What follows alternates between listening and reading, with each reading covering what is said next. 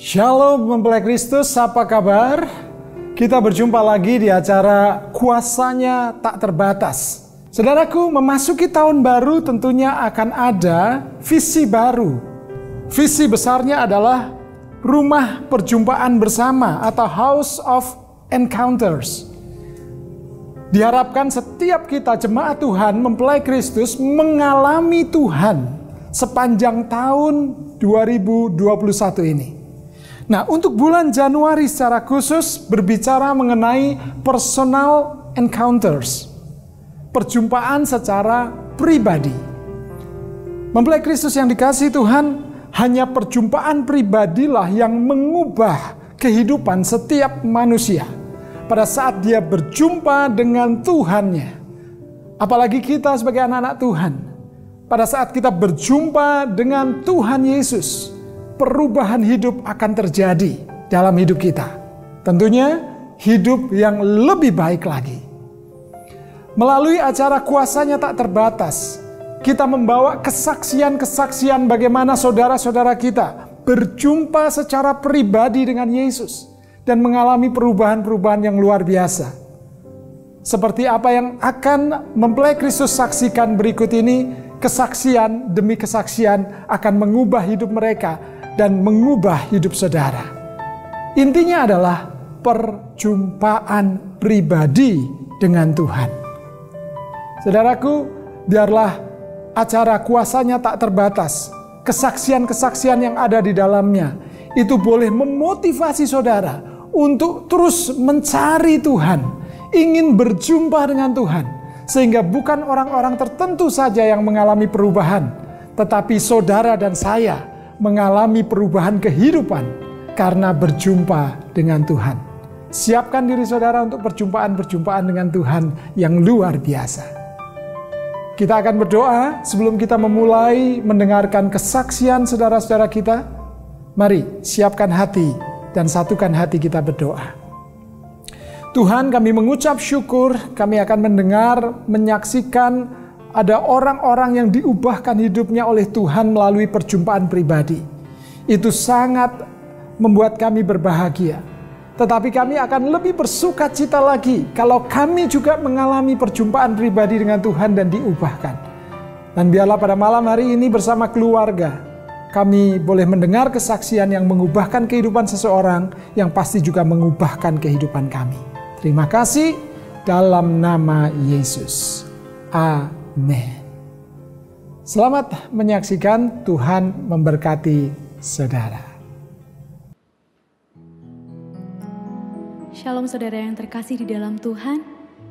Kita tahu bahwa dalam hidup kita tidak terlepas dari yang namanya masalah. Entah itu kita sebut masalah kecil ataupun masalah besar. Tapi kita semua tahu, setiap masalah kita tidak akan melampaui kemampuan kita. Saudara sekalian, Tuhan Yesus ada selalu bersama dengan kita. Mari serahkan setiap masalah kita, setiap hidup kita kepadanya. Karena hanya Dia yang tahu cara membuka jalan. Dan hanya Dia yang tahu cara untuk menolong setiap kita. Dan sudah sepatutnya kita mempercayakan semuanya itu ke dalam Tuhan. Karena Dia akan menepati setiap janji-janjinya sesuai dengan waktu dan kehendaknya.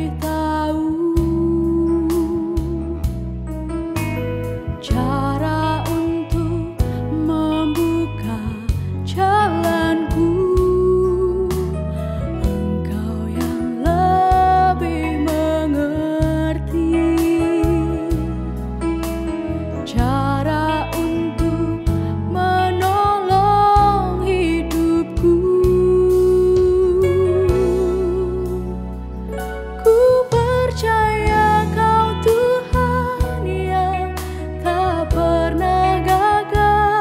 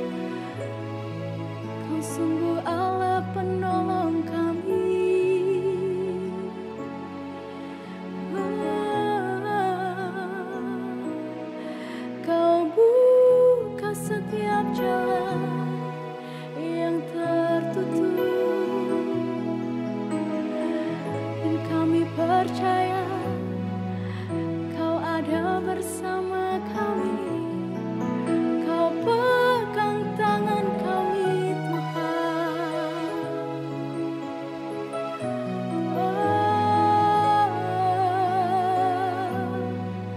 Terpujilah namamu Yesus.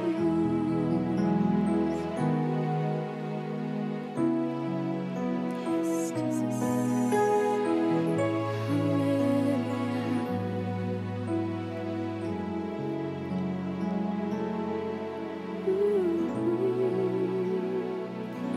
Ku percaya Kau Tuhan yang tak pernah gagal, menjadikanku lebih dari pemenang.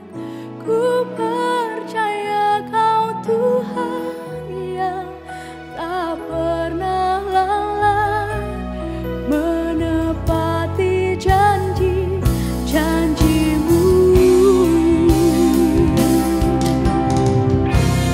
Ku percaya Kau Tuhan yang tak pernah gagal, menjadikanku lebih dari pemenang. Ku percaya Kau Tuhan yang tak pernah lalai, menepati janji-janji-Mu. Ku percaya Kau Tuhan yang tak pernah lalai,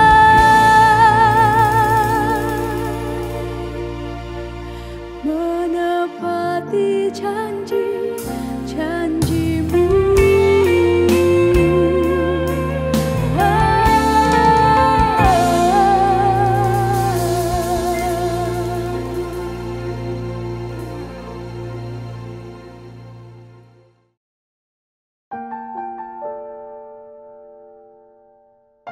Shalom Jemaat Kristus dimanapun Anda berada. Perkenalkan, saya Rocky. Dan saya Esther.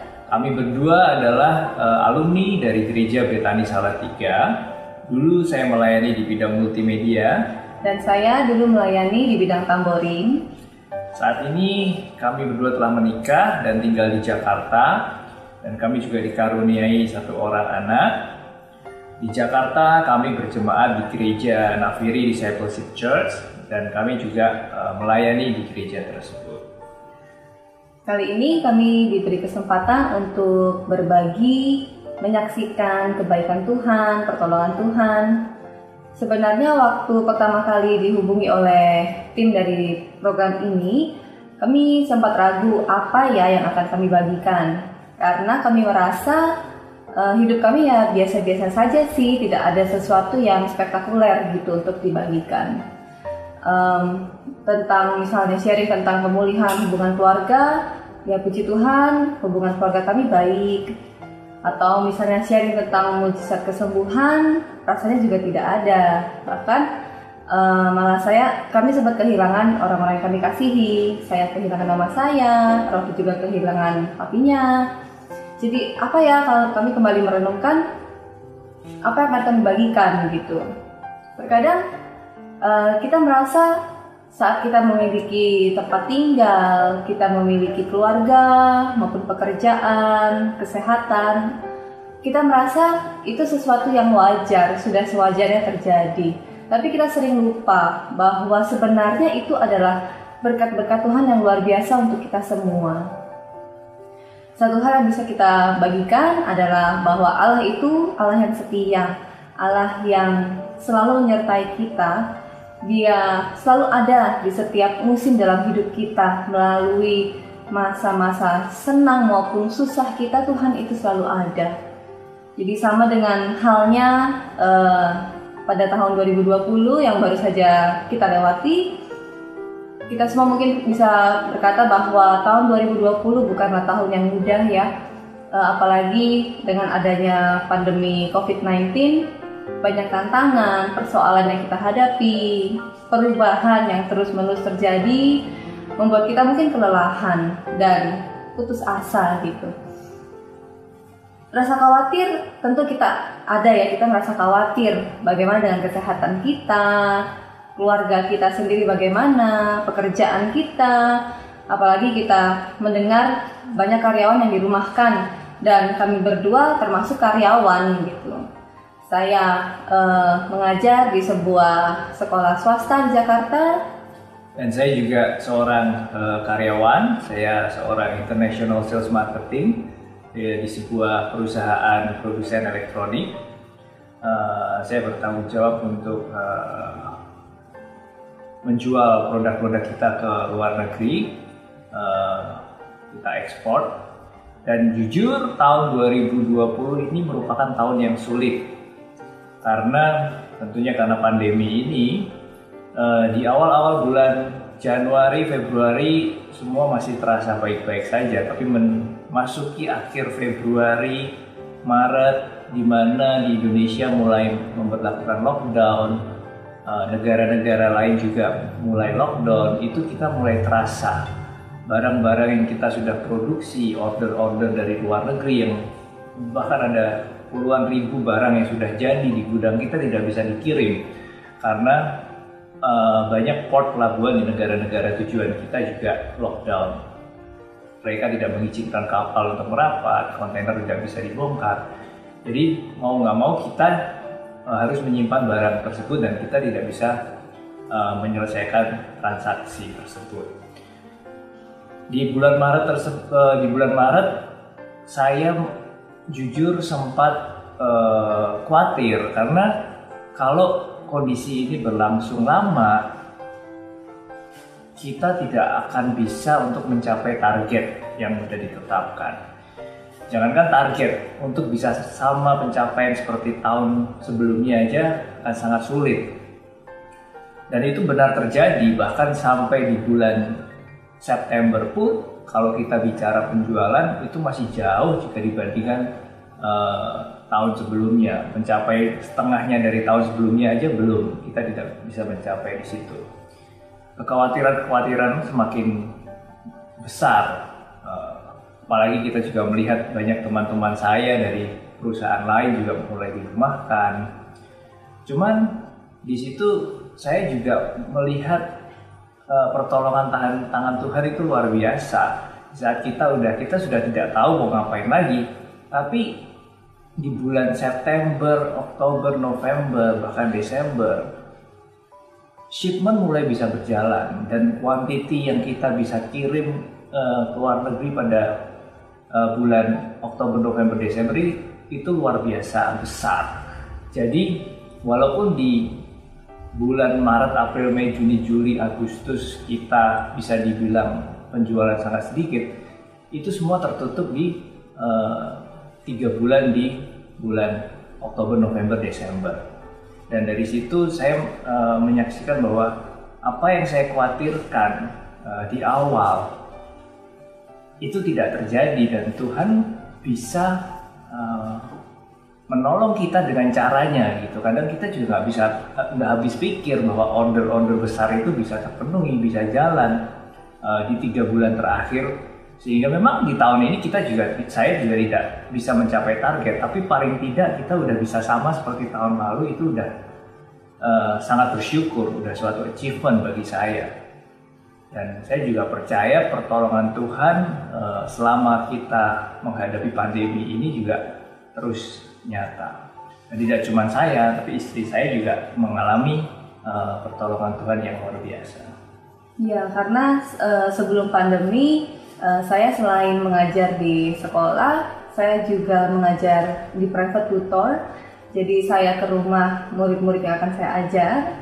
Jadi kami belajar dengan sistem tatap muka. Tapi seperti yang kita ketahui, setelah terjadi pandemi, saya tidak berani lagi untuk datang ke rumah murid tersebut, dan tentunya orang tua murid tutor saya pasti tidak mau juga gitu ya, dengan segala resiko yang ada. Jadi otomatis berhentilah itu private tutor. Jadi saya tidak mengajar lagi ke rumah-rumah gitu. Dan waktu itu saya mulai khawatir ya, jujur kita pasti kepikiran lah, kita cemas gitu. Bagaimana ya, satu penghasilan mulai berkurang ini. Tuhan bagaimana gitu. Tapi puji Tuhan, Tuhan tidak membiarkan berlama-lama dalam suatu masalah itu. Tuhan memberikan hikmat, memberikan ide yang baru, dan keberanian untuk memulai suatu tutor online. Jadi pembelajaran secara online. Di awal memang rasanya antara yakin dan tidak yakin ya, karena ini sesuatu yang baru, dan saat itu juga di sekolah pun mulai memberlakukan sistem pembelajaran online. Jadi kita masih sama-sama belajar baik di sekolah maupun di les online ini yang saya usahakan, yang saya buka gitu ya. Dan pas awal-awal memang kita berusaha semaksimal mungkin bagaimana caranya untuk menarik minat dari para murid untuk mengikuti les online ini. Ini sesuatu yang baru, untuk mendapatkan trust dari orang tua juga bukan sesuatu yang gampang. Kita promosi sana sini, tapi hasilnya ya biasa-biasa saja gitu. Jadi saya sempat cemas, bisa berjalan nggak ya, berhasil atau tidak gitu. Tapi setelah kita jalani beberapa bulan gitu ya, luar biasa sekali Tuhan itu menunjukkan kesetiaannya kepada kita gitu, kepada kami. Secara ajaib Tuhan mengirimkan murid-murid yang baru yang belum pernah saya pikirkan sebelumnya gitu. Tapi Tuhan kirimkan bukan hanya di kota Jakarta saja, bahkan dari luar kota Jakarta pun Tuhan kirimkan murid gitu. Karena pembelajaran secara online jadi tidak terbatas oleh tempat, jadi dari manapun mereka bisa gitu join les online ini gitu, dan itu sesuatu yang luar biasa buat saya. Jadi yang bisa kita bagikan saat ini adalah bahwa kadang kita merasa saat kita menghadapi masalah, kita fokus dengan masalah itu, kita mencoba dengan kekuatan kita sendiri, kita akan menemui jalan buntu. Tapi saat kita mulai berharap, kita mulai mengandalkan Tuhan, kita mulai mencari Dia, Tuhan akan buka jalan. Mungkin satu jalan tertutup buat kita, tapi Tuhan sanggup untuk bukakan jalan-jalan yang baru. Jadi mungkin itu yang bisa kita bagikan, bahwa kadang apa yang tidak pernah kita pikirkan, apa yang bahkan yang tidak pernah timbul dalam hati kita, itu Tuhan yang sediakan. Bahkan dalam masa-masa yang sulit seperti sekarang ini. Semoga apa yang kita sharingkan saat ini bisa menjadi berkat buat jemaat Kristus semua. Tuhan Yesus memberkati. Haleluya, Shalom, mempelai Kristus, kekasih Tuhan. Pertama-tama dengan penuh sukacita saya ingin menyampaikan tentu selamat tahun baru 2021 buat kita semua. Mari kita akan terus masuki tahun 2021 dengan semangat yang baru, harapan yang baru, dan kekuatan yang baru. Percaya bahwa di tahun ini akan jadi satu tahun yang akan kita jalani bersama dengan Tuhan. Amin. Puji Tuhan, hari ini kita sudah mendengarkan satu kesaksian yang luar biasa dari dua anak rohani saya, yaitu Saudara Julius dan Esther.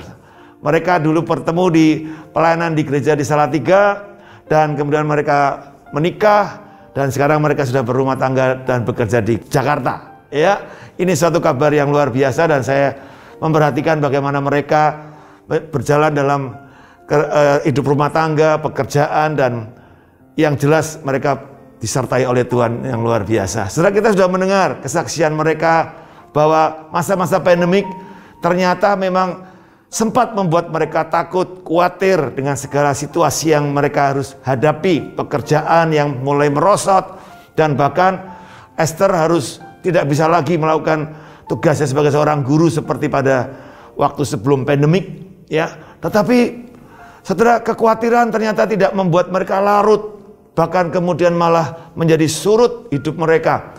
Tapi kekhawatiran itu membangun hidup mereka untuk menemukan hal-hal yang luar biasa yang dikerjakan oleh Tuhan melalui hidup mereka. Jadi saya percaya saudara, memang kekhawatiran kadang-kadang menjadi sesuatu yang seringkali menghinggapi hati kita, pikiran kita. Tapi kalau kita tidak terus hanyut dalam kekhawatiran, tapi sebaliknya melalui kekhawatiran yang ada, kita pakai untuk menghasilkan satu terobosan-terobosan rohani yang baru, nyatanya akan ada hasil yang luar biasa. Tidak pernah terpikir oleh Julius bahwa dalam waktu 3-4 bulan di akhir tahun dia bisa mengejar target perusahaannya dan luar biasa. Saudara, bahkan juga untuk Esther dia bisa memperoleh ide untuk virtual school ya, atau virtual private dari rumah. Saudara, ini hal-hal yang saya kira sangat perlu kita temukan di masa-masa yang sulit. Di masa-masa di mana kekhawatiran itu menghinggapi kita, ketakutan menghinggapi kita. Ayo, saudara, jangan sampai kita merasa sepertinya semuanya deadlock ya. Pada saat ada masalah dan situasi yang sulit, tetapi justru kita bisa menemukan hal-hal yang luar biasa. Ada satu kisah, saudara, di mana seorang yang tersesat di dalam satu gua yang gelap, saudara. Dia nggak tahu lagi jalan yang harus ditempuh, semuanya gelap, saudara. Dan di saat-saat keputusasaan yang begitu mencekam hatinya, saudara, kemudian dia memalingkan kepada satu tempat dan dia melihat ada satu setitik cahaya yang sangat kecil sekali, yang mungkin dia juga tidak yakin itu apa. Tapi kemudian dia mulai muncul satu pengharapan sekecil cahaya itu. Kemudian dia mulai deketi cahaya itu pelan-pelan. Ternyata itu adalah satu celah cahaya yang masuk ke gua bagian yang paling gelap itu, saudara. Dan kemudian setelah coba dibuka, ternyata itu jalan keluarnya. Saudara, jangan pernah meremehkan hal-hal yang sederhana, hal-hal yang kecil. Bukankah firman Tuhan berkata, dari hal-hal yang kecil kita akan dipercaya hal yang besar. Tapi mari, yang paling utama, kita harus belajar untuk mengelola kekhawatiran, ketakutan, untuk menghasilkan sesuatu yang lebih baik ke depan. Saudara, Matius 6 ayat 25 mengatakan, karena itu aku berkata kepadamu, janganlah khawatir akan hidupmu, akan apa yang hendak kamu makan, apa yang hendak kamu minum. Janganlah khawatir pula akan tubuhmu, akan apa yang hendak kamu pakai. Perhatikan baik-baik, bukankah hidup ini lebih penting daripada makanan dan minuman, dan tubuh itu lebih penting daripada pakaian. Saudara, Tuhan tahu cara untuk memelihara kita. Demikian juga kesaksian Julius dan Esther. Tuhan tahu cara untuk tetap mendatangkan berkat bagi anak-anaknya yang percaya dan berharap. Oleh karena sekarang saya dorong untuk setiap saudara, siapapun saudara, apapun situasimu, jangan pernah putus asa. Jangan pernah terlalu terhanyut dengan segala kekhawatiran. Tapi pikirkanlah sesuatu yang baik ke depan. Saya percaya masa depanmu sungguh ada. Pengharapanmu tidak mengecewakan. Masa depan yang penuh pengharapan selalu Tuhan sediakan bagi setiap kita. Amin. Mari kita berdoa.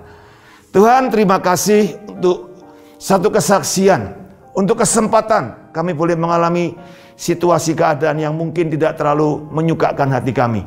Tapi kami percaya Engkau tidak pernah merancangkan yang jahat bagi kami. Engkau Tuhan yang justru mampu untuk menyatakan kuasa pemeliharaan-Mu atas kami semua. Oleh karena itu aku berdoa, biarlah setiap mempelai Kristus, kekasih Tuhan dimanapun mereka berada, Tuhan nyatakan itu. Buat jalan-jalan yang baru buat mereka, jalan-jalan yang hidup buat mereka, sehingga mereka semakin melekatkan hati mereka kepada Tuhan. Terima kasih Tuhan. Berdoa untuk Julius dan Esther, terus Kau pegang hidup mereka, keluarga mereka, pekerjaan mereka, masa depan mereka. Tuhan yang memberkati mereka. Terpujilah nama-Mu, di dalam nama Tuhan Yesus Kristus kami berdoa. Haleluya. Amin. Amin. Tuhan memberkati saudara.